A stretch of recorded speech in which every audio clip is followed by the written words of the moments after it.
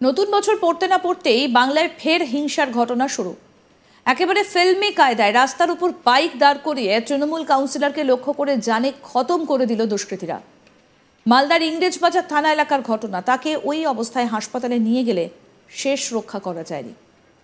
প্রশাসনিক বৈঠকে এই ঘটনায় ক্ষোভ প্রকাশ করেছেন রাজ্যের মুখ্যমন্ত্রী মমতা বন্দ্যোপাধ্যায়। তিনি সকলের সামনে বলেন, মালদায় ডিএম শুনতে পাচ্ছেন, আপনার ওখানে আমার এক পুরো সহকর্মী শেষ হয়ে গেল এসপির অপদার্থতার জন্য। তার নিরাপত্তা আগেই তুলে নেওয়া হয়েছিল, আমি তাকে পার্সোনালি চিনতাম, আগেও তার উপর একাধিকবার হামলা হয়েছে। নির্বাচনী জনপ্রতিনিধি ছিলেন, এটা আমাদের দুর্ভাগ্য। বর্ডার নিয়ে যদি ব্যস্ত থাকেন তাহলে জেলার উন্নয়ন হবে না। আসুন শোনাই কি বলছেন মুখ্যমন্ত্রী মমতা বন্দ্যোপাধ্যায়, শুনুন। আপনার ওখানে তো আজকে আমার একজন পুরো সহকর্মীকে গেল এসপির অপদার্থতার জন্য।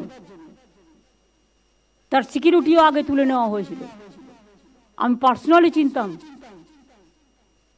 আগেও সে অনেকবার অ্যাটাক হয়েছে, সে ইলেক্টেড জনপ্রতিনিধিও ছিল। এটা খুব দুর্ভাগ্য আমাদের।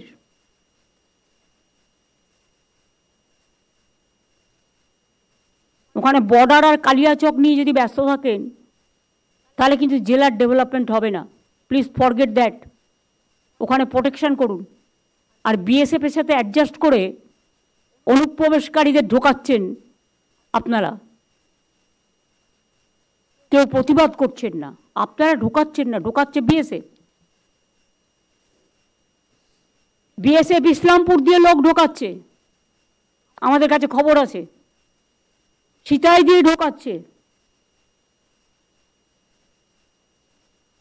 চোপড়া দিয়ে ঢোকাচ্ছে,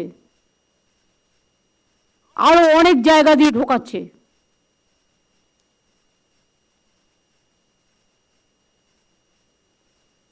বিএসএফ মেয়েদের উপর অত্যাচার করছে, কিন্তু আপনাদের দিক থেকে কোনো প্রতিবাদ কেন হয়নি?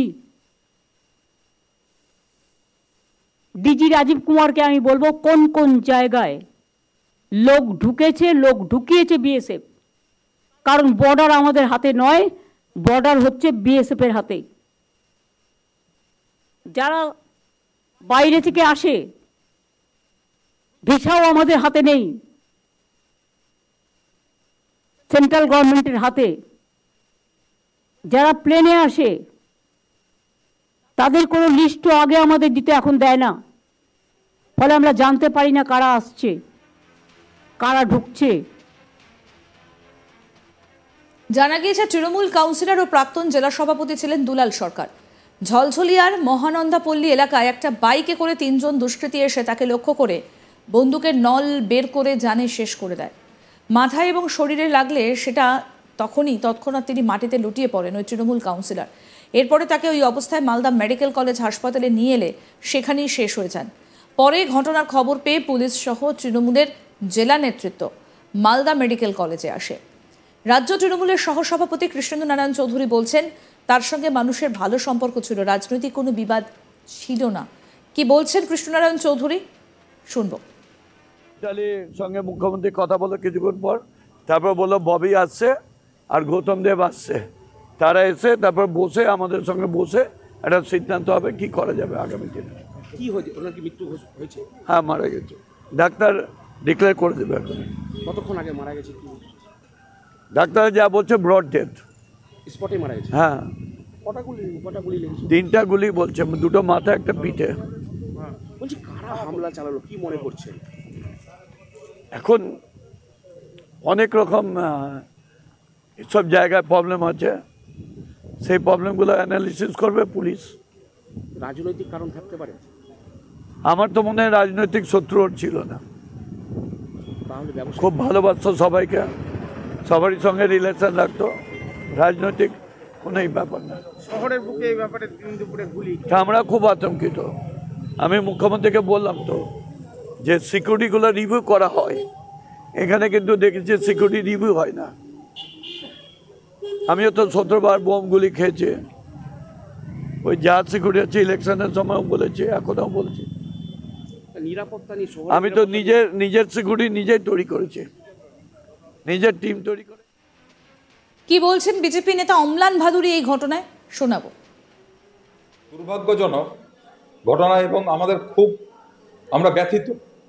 একজন 30 বছরের কাউন্সিলর, ভাইস চেয়ারম্যান ছিলেন, পৌরসভার চেয়ারম্যানের দায়িত্ব পালন করেছেন, পার্টির বড় বড় পদে থেকেছেন, প্রশাসনিক পদে থেকেছেন, তার মতো একজন ব্যক্তিকে প্রকাশ্য দিবালোকে রাস্তায় হলো, পুলিশের কাছে কোনো ইন্টেলিজেন্স রিপোর্ট নাই, কোনো রকম প্রোটেকশন নাই, তার সিকিউরিটি এখানে উইথড্র করে নেওয়া হয়েছে। এসব একটা অদ্ভুত ব্যাপার। আমার তো মনে হচ্ছে এখানে তৃণমূলের গোষ্ঠীদ্বন্দ্ব যেমন আছে এবং অন্য কোনো কারণও থাকতে পারে, সেটা পুলিশের দেখা উচিত। কিন্তু একটা এরকম লোককে যদি প্রকাশ্য দিবালোক করে, তাহলে সাধারণ মানুষের কি সিকিউরিটি আছে পশ্চিমবঙ্গে, মালদার মতো জেলায়?